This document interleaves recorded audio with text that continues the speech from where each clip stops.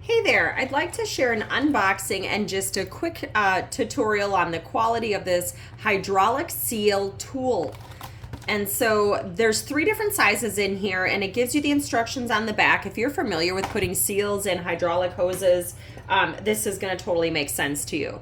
So you basically start by putting the seal on these 2 smaller prongs, and then you're basically going to flip this around, and it's going to actually change the shape of your seal so that you can then insert it in to the spot that you're needing to insert it in, and then you can pull it back out.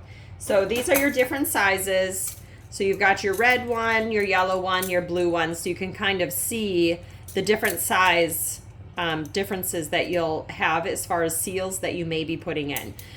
Very good quality, very easy to use.